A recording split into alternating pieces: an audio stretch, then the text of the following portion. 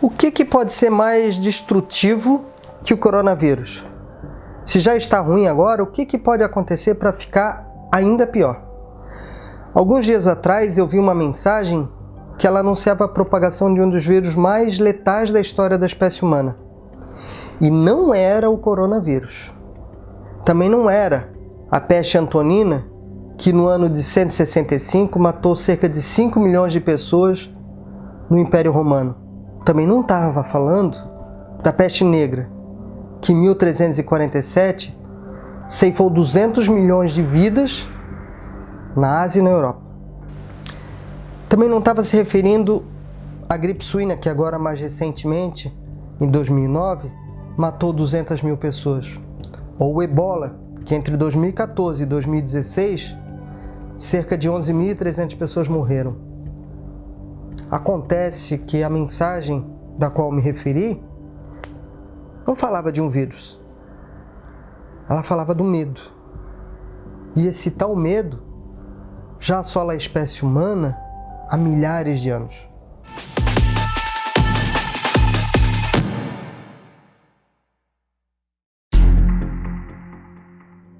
O medo primitivo era necessário para a sobrevivência dos nossos ancestrais.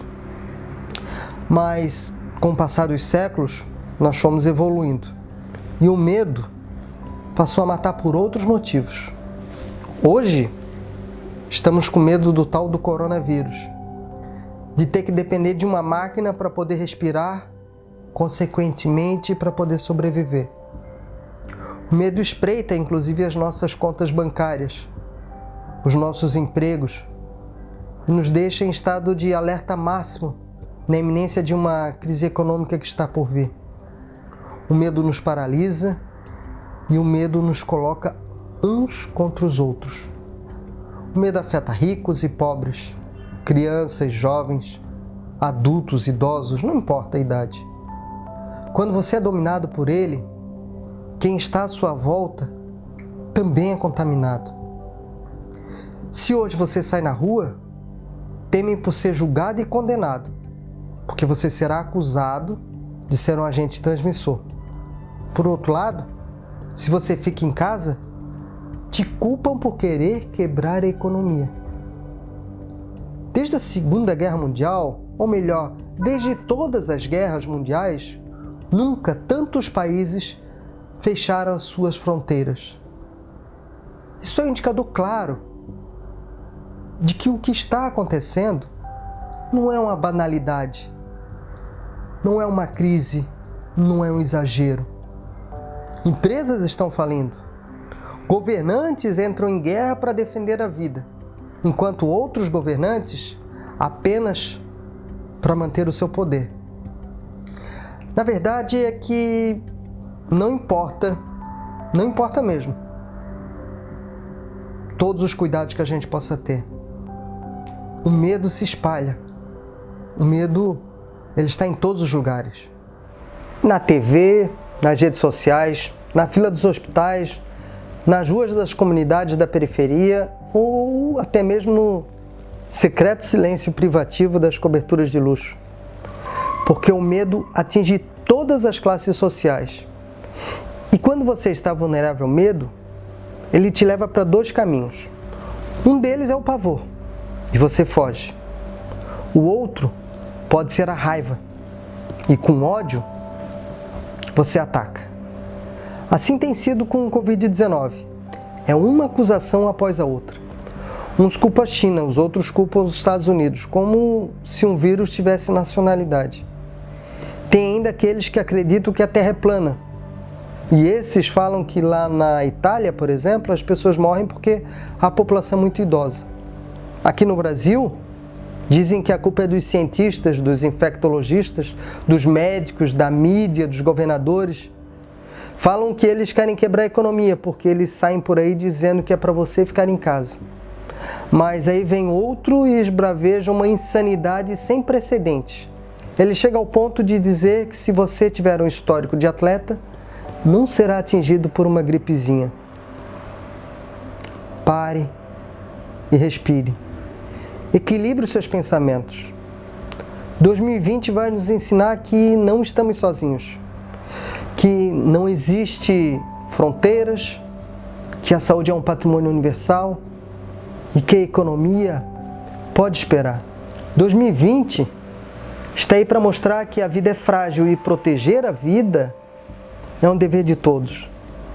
Estamos aprendendo que muitas coisas são contagiosas, entre elas o vírus, o medo, o pânico, a tristeza, a dor. Mas também estamos aprendendo que outras coisas são altamente contagiantes, como a solidariedade, a paz, como a tolerância e o amor. Mesmo isolados, não estamos sós. Você precisa se lembrar daquela pessoa querida que está distante e ela possivelmente está esperando por você. Pegue o telefone e ligue. Fale que ela pode contar com você. Talvez essa pessoa esteja aí no cômodo da sua casa, bem próximo, mas as amarguras do tempo afastaram você dela em milhares e milhares de quilômetros. Então, vá até ela, dê um abraço, demonstre o seu carinho, vença o isolamento e o medo com tolerância e amor. Fique atento, tenha todos os cuidados necessários e controle os seus medos. Mas se ele chegar com muita força, antes que os efeitos colaterais te destruam, ligue para alguém que você gosta. Ou olhe para o lado e veja que talvez aí na sua própria casa exista alguém que você pode contar e que talvez não tenha percebido, mesmo que venha ser o seu próprio vizinho. E por falar de vizinhos, das sacadas ouvimos a alegria de artistas cantando e de poetas recitando o viver em cada amanhecer. Enfermeiros, médicos e equipes de limpeza não abandonam os hospitais e postos de saúde. Os policiais estão nas ruas e os caminhoneiros também. E lá fora, bem distante daqui, os árabes estão ajudando o Irã. Cuba tem médicos para quem precisa. A China manda equipes e equipamentos para todos os continentes. O exército russo vai para a Itália numa missão humanitária. E quando o Japão enviou suprimentos aos chineses, nas embalagens tinha uma mensagem que dizia: nós somos ondas do mesmo mar. Esse vírus vai passar. A humanidade já enfrentou catástrofes piores. As grandes pandemias mundiais não quebraram as bolsas de valores como podem fazer hoje. Por outro lado, nunca houve tanta concentração de riqueza. Pense nisso. O prejuízo será incalculável, principalmente para aqueles poucos que também detêm uma riqueza incalculável. Temos que cuidar para que as sequelas deixadas por essa pandemia não transformem medo em pânico e depressão. Saiba como lidar com os teus medos, para que eles não controlem a tua vida. Juntos, podemos construir dias melhores. E que venha um amanhã sem medo de ser.